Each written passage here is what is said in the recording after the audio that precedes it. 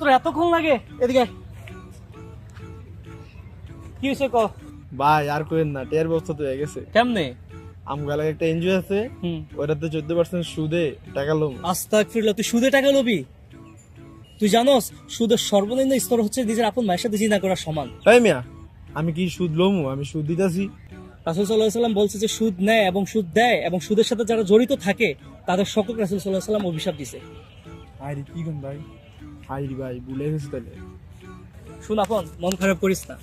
আল্লাহ দুনিয়াতে ধন দৌলত সবাইরই দেয়, কিন্তু যারে ভালোবাসে তার ঈমান দেয়।